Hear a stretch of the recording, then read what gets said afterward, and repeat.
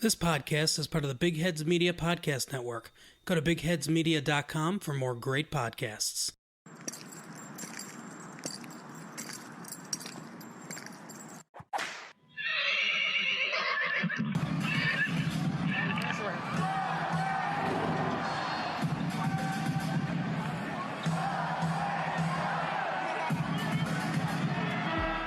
San Antonio Spurs Nation. They don't think we're gonna make the playoffs. They don't think we're ready. This is a Bucking Spurs podcast. We're always ready in Spurs Nation. They don't understand that the culture, it's self-sustained. There is no stopping it. There is only burying it underground, which no one has been able to do, or like a nuclear bomb. There's no stopping the destruction that's coming your way. There's no outrunning this bub. My name is Roberto Trejo Jr. On this episode, we're going to talk a lot about Derrick White making the select team all the way to the final roster. Proud of this kid. Go Spurs go. Then we're going to talk a lot about future episodes for this show, bounce some ideas off you, and the fact that there's only 34 days till training camp. But first, there's a beat. This beat.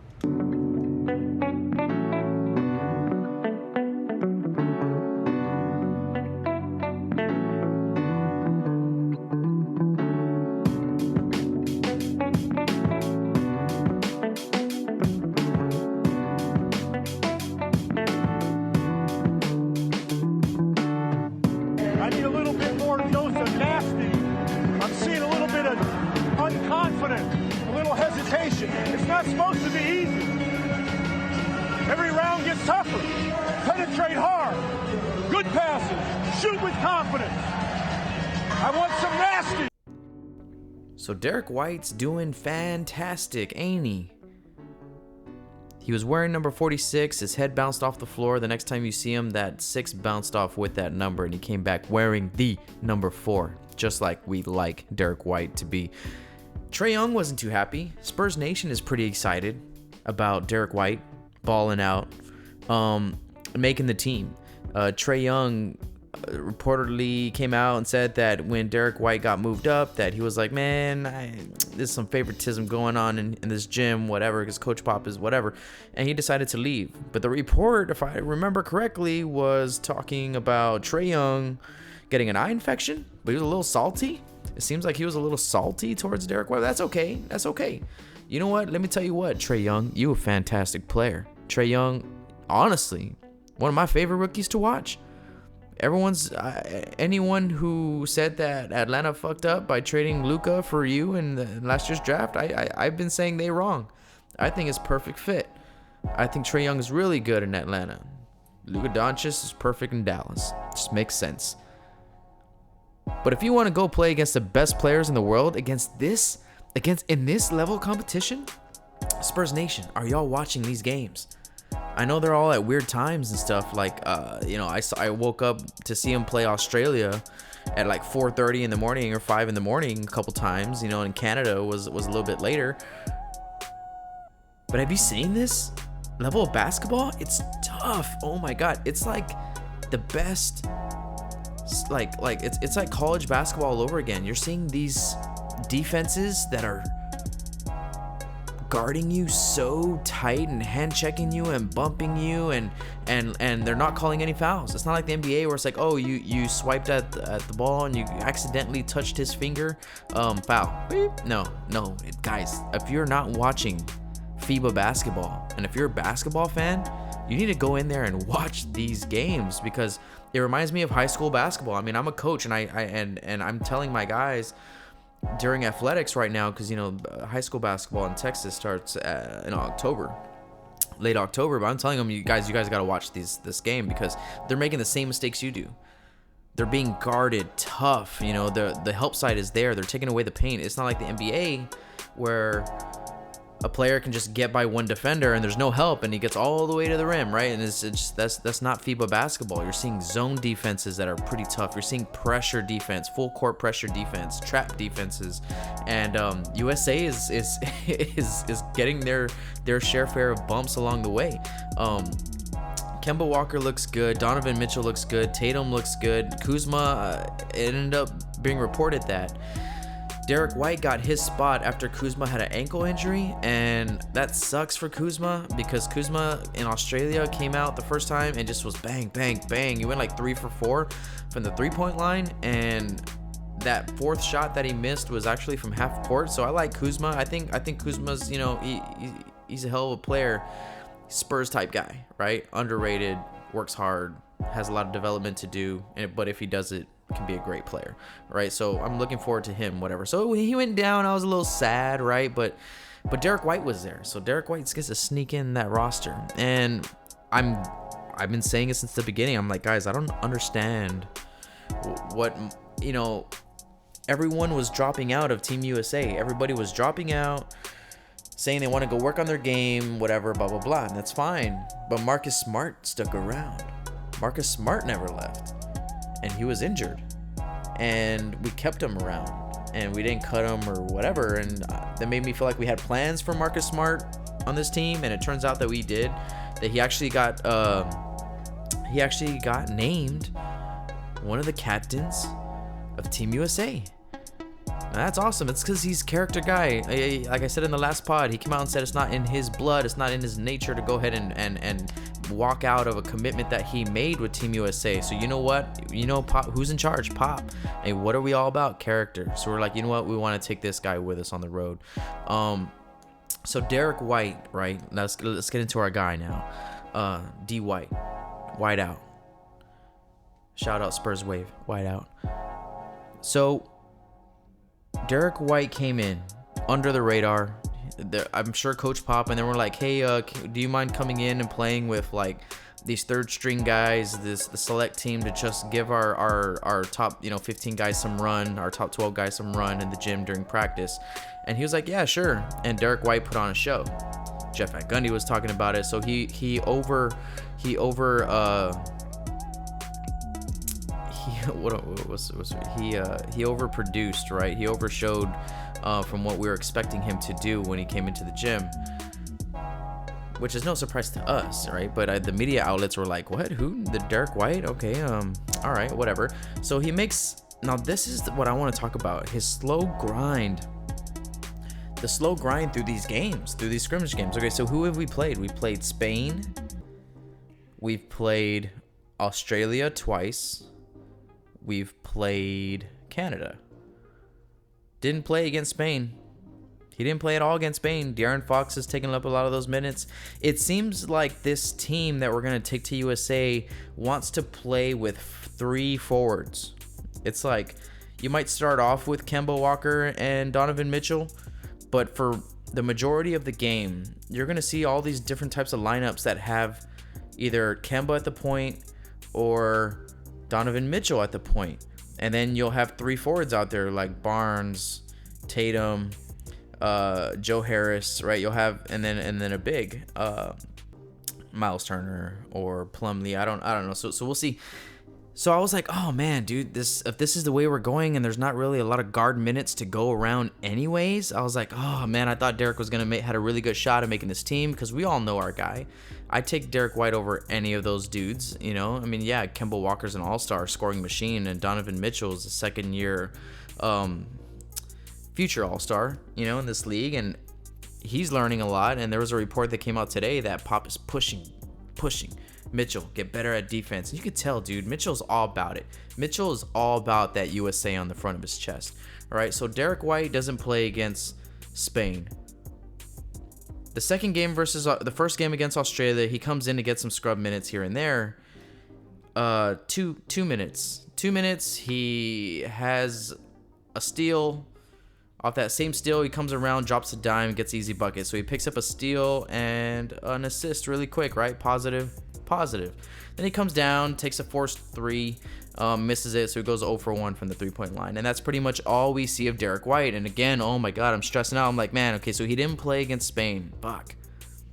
I got up like at fucking so early to see that shit. No, the one against Australia, he only played 2 minutes against Australia. And again, I'm like, shit. I got up at 4:30 for this. But you know what? I'm all about seeing Patty Mills. Our boy Patty Mills. Oh my God, dude. Have y'all... Man, if you're a fan of the game of basketball, And if you're one of those people who loves basketball but hates the NBA because the way the style of play is, or the way the superstars get all these ticky-tack fouls and then go to the free throw line all the time or whatever, and if that's what you hate from this game, and you want to see just some really competitive basketball, oh my God, watch these games. Watch Australia. Go back and watch USA play against Australia. Both games. Because Australia, bro, oh my God, those guys can freaking play. I mean, of course, they've been playing forever. That's a group. Our group right now is a bunch of these young guys that haven't played together like ever. They've only been playing together for a few weeks, I want to say, since training camp started. I'm sure they've been playing. You know how USA basketball works. They have like their main team, then they have like their junior team, then they have like their 19 and under team, then they have like their 15 under team, whatever. We're grooming basketball players every summer in USA basketball. USA basketball doesn't just happen when we're right before FIBA. No, this is a culture thing, right? It's a culture thing that we've had already for a while. Shout out to Coach Krzyzewski, right, from Duke, for establishing all this stuff. But anyways, we're a young team who's still trying to figure each other out. You can see that on the floor. There's turnovers. We haven't even talked about Canada yet, but they have, oh my God, like 15 turnovers against Canada. Still won by 20. But I don't see anyone on Canada that plays in the NBA, and they have quite a few players. So I guess those players just didn't show out this summer. Anyways, Australia, oh my God, you got Patty Mills, Andrew Bogut, you got Joe Ingles, you have Deladova, and you have like 3 or 4 other guys that I think might be on NBA rosters. I'm not sure. And then the rest of the guys play in either the Australia League.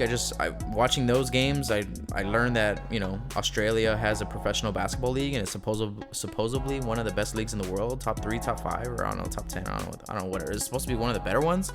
And like Andrew Bogut's like a god there, and so Australia, they've played together for so long, and they're all these NBA guys, and that core of those 4 or 5 players that I was talking about, those guys have played together for so long. I mean, I don't know how many FIBA runs they've already had, Olympic runs they've already had, and so the way that they play, the way they pass and cut and pass and cut and pass and cut, it reminds me of Golden State basketball.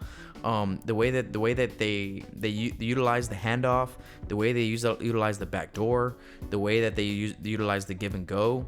I mean, we want to talk about Spurs basketball. Spurs basketball, it's a lot of ball movement, good spacing, pass, and then keep it moving, keep body movement happening, keep the ball moving, right? That's more San Antonio basketball. We said we execute on offense, but we don't run a lot of those actions. It's like Golden State would have that. They Steph Curry passes it to Draymond Green. He comes around for a handoff, doesn't get it. You know what I mean? And then Draymond Green takes 2 dribbles and hands it off to Clay, and then rolls to the basket. Right, and then Clay hits him on the pick and roll, and then Draymond catches that ball, and then boom, finds Steph Curry out there in the corner. It's like, oh shit, we forgot about Steph Curry, right? They run a lot of those type of actions, and Australia did it perfectly in both games. I mean, yeah, we won in game 1. Australia, see, we played 2 different games from our first game against the Aussies to the second game against the Aussies. USA showed 2 different styles, 2 different lineup changes. I mean, like, the lineups were different from game to game. So to me, this is Pop saying like, hey, we might know who we want to be in the starting lineup, and we might know who's going to be getting majority of these minutes, but that doesn't mean that we have to let the world know right now. So you know what? We're going to put this starting lineup in game 1. We're going to put another starting lineup in game 2. Like, Harrison Barnes really didn't play either in that first game against the Aussies, and then he started the next game. I think Kemba Walker came off the bench in the second game too, and they started Marcus Smart, and they wanted to get Marcus Smart some run. So you got to understand that this is a process. I don't think those games are an indicator exactly of what we got going on behind the scenes there in USA basketball, but at very least, we know we're competitive, and Coach Pop was right saying that the Aussies are a real threat in this tournament, in this FIBA tournament, and they should be taken seriously, because holy crap, man, they can ball, and they know each other so well.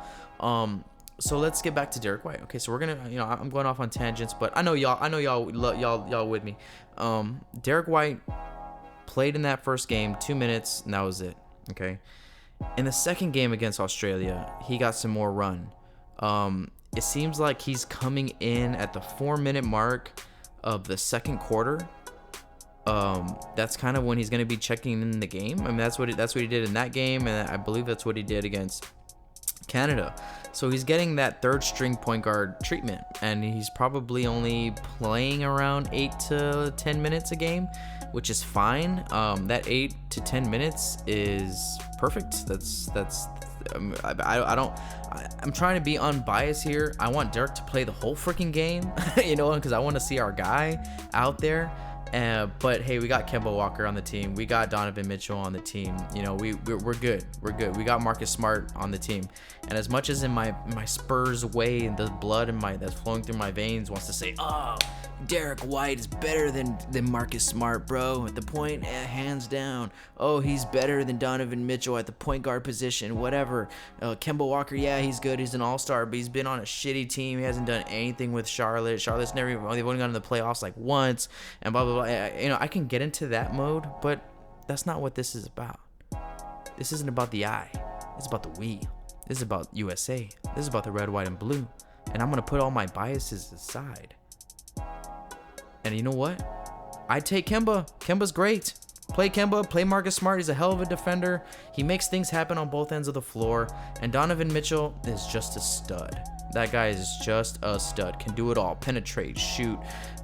He's getting so good on defense, and I'm like, fuck. If he gets better and better, it's like we're gonna have to deal with his ass in Utah, right? Next season.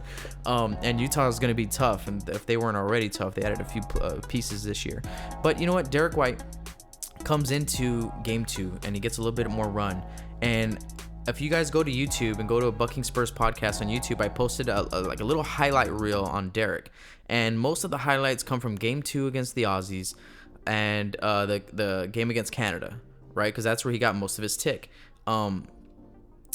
It's funny how he bounced his head off the floor in Game 2, and then after that game, they're like, Derrick White makes the final roster. It's like. That's some good news. I was a little bit worried. Nobody was talking about Derrick White's face bouncing off the floor. Oh my God, it was dirty. He kind of got tripped up on his own feet. I don't want to put it all on whoever it was who kind of maybe bumped him a little bit on the back with a little soft touch. I mean, he's dribbling down the floor. A little soft touch on your lower back yes, that can throw you off balance. But he kind of gets tripped up on his feet, and then pow, his face bounces off, and then he leaves the game. But in that game, let's talk about it. He didn't guard Deldova or Patty. He was playing the point guard for us. But you know who he was guarding? Who I noticed he was guarding the majority of the time when he was in the game was Joe Ingles. Joe Ingles plays a small forward position. He's tall. He's an NBA vet, and he can shoot. And Derrick White made his life hell. If you go to that video that I mentioned a little while ago, you can see Derrick White D'ing his ass up, guarding him full court, making him turn a few times. Every time Joe Ingles had the ball and made a pass, Derrick White was swiping at that ball almost got you. Almost got a hand on that ball. And whenever Joe Ingles was playing off ball, they were trying to get Joe Ingles going because honestly, he did not play that good. And I'm not saying, that's all Derrick D'ing him up. Derrick White D'd him up and shut him down. No, because Derrick didn't play all that much, and Joe Ingles played almost the whole game. So I think Joe Ingles is kind of going through a little slump right now, but that's fine. They play so good together that I think Australia is going to be okay. But Derrick White was able to fight through screens. He was able to chase to go on. He was communicating well on the defensive end. He is ready to go. He's ready to go. Derrick White impressed me a lot, being able to guard a bigger player. And look, next season, DeJounte is probably going to be guarding the point guard, and Derrick White's going to be able to guard. That tells me that Derrick White can stay in front of small guards. He can stay in front of small forwards. And there was a few times that he got posted up on the block against Canada and held his own. Right? So that game showed me a lot about Derrick White's defense. Now, the main game that Derrick White got a lot of run in was against Canada. So at this point, before the game, the game against Canada, I wasn't sure if Derrick White was going to play.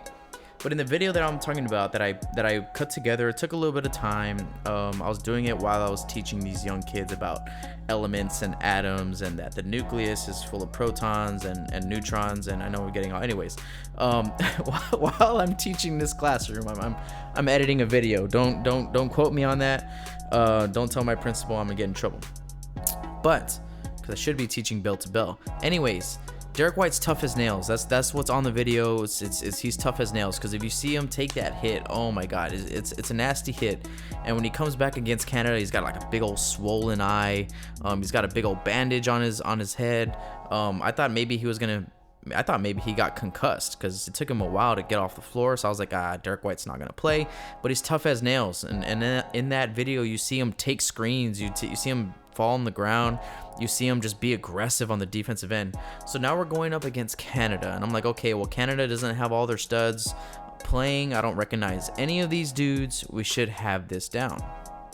It wasn't that much of a blowout. I know we won by 20, but it wasn't, you know how blowout games usually happen. A team gives you a fight for a quarter, maybe 2 quarters, but they just can't run with you the whole game, and that's what happened against Canada. But Derrick White made lunch meat out of those guards. Man, look at the video. Go to YouTube. Go check it out. It's on my Instagram too. It's cut up into 4 pieces. It's on Twitter also. It's, because the length, the video is only a minute long, right? So it's like 3.5 minutes. So I broke the video down in a few videos. But Derrick White, man, going over screens, going under screens. Like this is all one defensive possession. Catch me on this. He's guarding ball, right? Gives up the guy he's guarding, right? The player he's guarding has the ball. Gives it up. He chases him over a screen. Then he switches with someone else, and then goes underneath the screen, and then ends up on ball again on some other guy now. And then that guy tries to take Derrick off the dribble. Derrick beats him to the paint, makes him kick out to another guy. And then when that guy gets the ball and attacks the paint, Derrick's there and he's swiping at the ball, causing turnovers. It's like, dude, Derrick White was all over this defensive possession. And that, Trae Young, is why Derrick made the team, because he can do shit like that on the defensive end that maybe Trae Young can't do. I don't even remember if I finished talking about Trae Young earlier. Anyways, he's a good player. I like Trae Young. But the reason why Derrick was maybe stepping up on you is because not only can Derrick put the ball in the basket, because he can, he doesn't look to do it every time. He can defend. I mean, Trae Young is kind of small, and I feel in this game in FIBA he might be too small, right? And he's not an all-star like Kemba Walker, who has the strength and the age, a little bit more strength behind his offensive skill set, right? Where Trae Young is young, he needs a few years to develop. Derrick White can, because let me tell you, man, these guys get all up in your jock, man. These guys are guarding you hip to hip, and you're not getting calls. So if you're one of those players in modern NBA who leans on getting these calls and going to the free throw line, this isn't. I mean, look at our guards. Look, Marcus Smart. Short, stocky, or not short. I mean, I'm short, right? But Marcus Smart is a smaller guard, right? But stockier, huskier, thick, girthier frame. I would say the same for Donovan Mitchell. Shorter, stockier, big frame. Donovan's getting a lot bigger. I mean, he came into the league with a good size on him, but after last season, he's gotten bigger. And as of right now, if you look at him, he's getting some size on him too. Kemba Walker, small guard. There's a third small guard, who's strong, who's a veteran, has that veteran strength. He's a lot older. He's not gonna get bullied around by anybody. He's an all-star in the NBA. And then you got Derrick White. And Derrick White's like the tallest guard on this team. Yeah, standing at 6'4", 6'5", and Derrick White's legs look huge. Derrick White's arms look big. His hair is poofy and waving and bouncing up and down the court. Derrick White is more suited for this game. Okay, so against Canada, Derrick White was just all over the floor, man. And so like he was making things happen on the defensive end. He was creating turnovers and then taking those turnovers and either dropping dimes for the assist back on the other end, or he was going all the way to the rim on the other end. So there's that. Okay, I mean, Derrick White's had a hell of a run. Derrick White has been earning every step that he takes. I mean, come on, guys. Spurs Nation, stand up for this guy. Give him a shout out. Give him a shout out on Twitter, on Instagram. He's on both those. How much he gets on it, who knows? Probably not that much. But this is what I want Spurs Nation to do. Okay? Before our first game, I believe it's September 3rd against the Czech Republic. Get all up in Derrick White's DMs. Congratulate him. Support him. Tell him that Spurs Nation is watching. Spurs Nation has his back and that we're cheering him on. If he plays or doesn't play, it doesn't matter. Let him know that we're proud of his ass. All right? Derrick White, proud of you, kid. He's balled out last year, and our main goal is to keep this kid healthy, and we'll take all this experience and we'll take it into the next season, right, for Spurs Nation. We're gonna take a quick break. We'll be right back. Brian, what do I love? Fantasy football. I do love fantasy football, but what else do I love? Making money? I love winning money, but no. Well, that's not what I'm thinking of.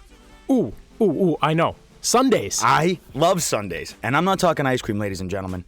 And if you love playing fantasy football, you need to check out the FTLS Fantasy Football Podcast with myself and Johnny Bats over here. Find us on Apple Podcast or your preferred podcast app, and as always, check out all of our work at www.ftlsunday.com. Look forward to winning with you all year.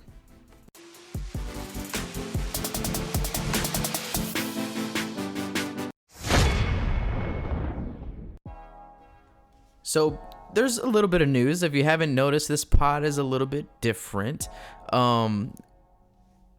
Very humbled, very excited about the opportunity that got presented to me about a week and a half ago, 2 weeks ago. I got hit up by the Big Heads Podcast Network to join their podcast network and be the official exclusive San Antonio Spurs podcast for their network. And I went on to their website, which you guys should go to bigheadsmedia.com. You can go to sports, basketball, and you can find my podcast link there, and you can find all my episodes there, and you can just scroll through there. And I think that as I was considering this decision, I thought about it for a few days, and I was looking all through their website and through their podcast. I really love what they got going on there. They got a lot of other sports teams podcasts going up on there. They have a lot of goals that we talked on the phone about their goals, and they want to expand on the coverage that they have for sports, but they don't just have sports. They have pop culture, music, art, movies, reviews. They have history podcasts. They have all types of podcasts on that channel, and I think that's what drew me to them, and really pushed me over the line to say, you know what, let's do it. I like what they got going on, because I'm gonna have a few other podcasts coming out soon, where I'll be hosting those by myself or with a co-host. Producing a couple podcasts as well, and we're gonna be able to collaborate and all that. So big shout out to Big Heads Podcast Network. You can go and find all their podcasts at bigheadsmedia.com. I'm excited for that.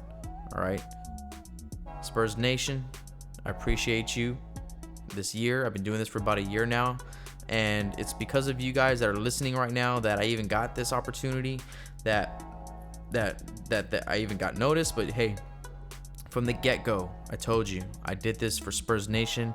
I was born and raised Spurs fan, and there's one thing that I can do very well and do it all day, nonstop, and that's talk Spurs basketball.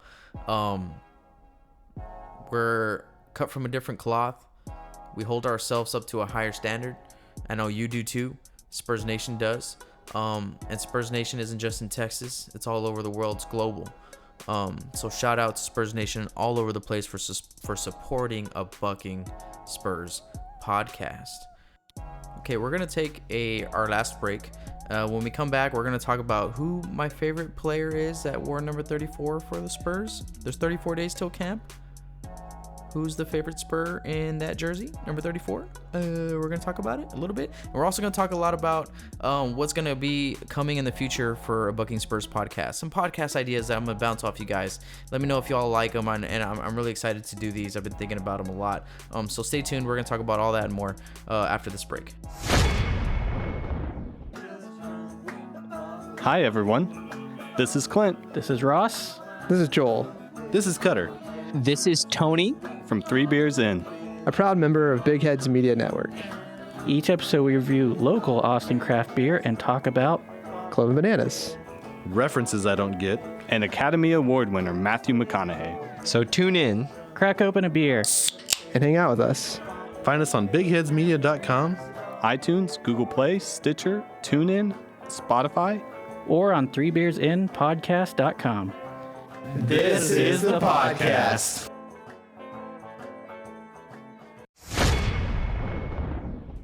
Now, let's talk a little bit more Spurs basketball. There's 34 days till training camp. 34 days from now. Guys, that's fast. We're going to get these USA games through the first 2 weeks of September. And we're going to be left with about, 20 days, 22 days, 17 days, somewhere in there after we're done with seeing Derrick White play. So we're going to get our Spurs fix by watching Derrick White and Team USA and Coach Pop. Am I leaving out Coach Pop in all this? I got to give Coach Pop a lot of cred. And Patty Mills, too. That game against Australia, Patty Mills dropped 30 on our asses. And he just lit up in that fourth quarter. And we saw that 2011-2012 Patty Mills that led the Olympic tournament in scoring. He just came out. It was so he just killed us. Oh man, it was so cool. Pop was like, yeah, we're gonna trade his ass. He's already traded, or whatever. And he's just joking, man. It's so humbling to see Pop and interact with Patty and stuff like outside of the Spurs gym and without the Spurs on the chest. And it just shows how deep their connection really is, that they can joke around with each other and they can laugh and be competitive at the same time. That's a relationship there. So shout out to Patty for doing his thing. This Olympic tournament's gonna be a lot of fun.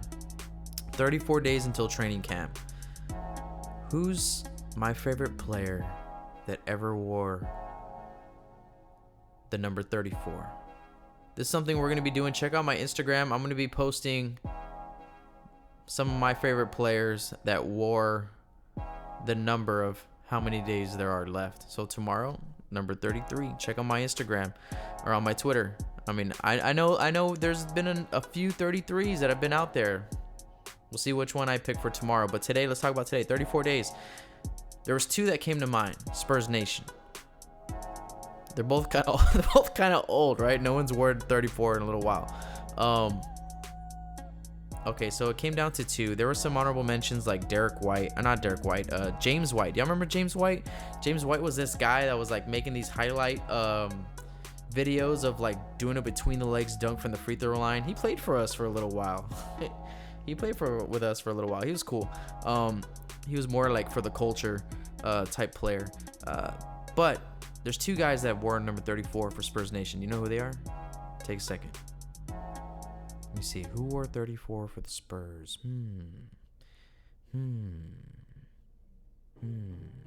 Well, there's Antonio McDyess. He played with us for about 2 seasons.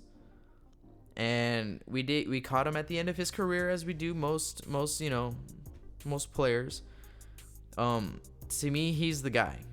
I love Antonio McDyess. Man, when he played for Detroit, oh my God, dude, killed us. He killed us. He was such a killer. He was a mid-range bucket 24/7 every time he was on the floor. He had that shot down. I wonder what his percentage is of a mid-range jumper. I'm sure it's probably close to 50%. It's definitely over 40. And then the other two guys that wore number 34, Terry Cummings.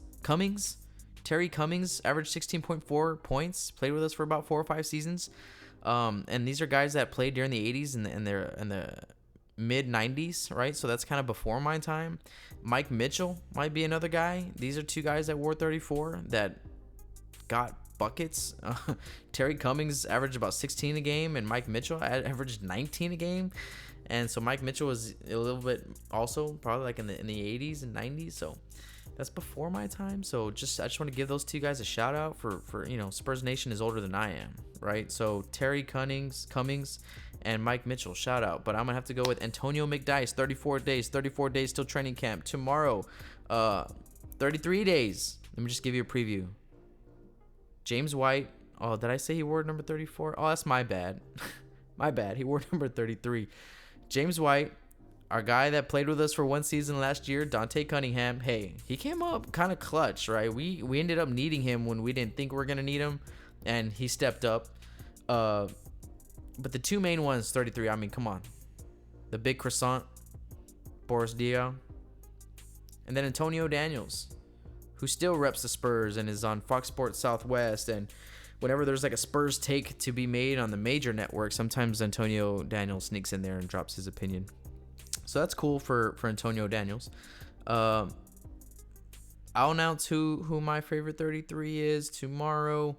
We'll get into that. All right, so a couple episodes that are going to be coming up soon. I'm going to do a Tony Parker tribute.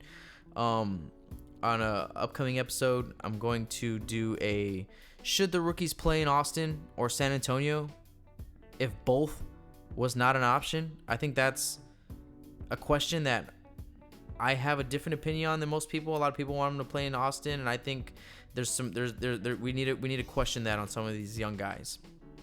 Of course, Austin's not a bad idea, but if the option of both was taken off the table, because we know they're going to come up and down, we're going to talk all about that in an upcoming episode. We're going to do an impact rating episode with Trey Lyles and DeMarre Carroll. Because, guys, don't sleep. We just picked up Trey Lyles, 25-year-old lottery pick, and DeMarre Carroll, who's one of the best 3-and-D guys out there.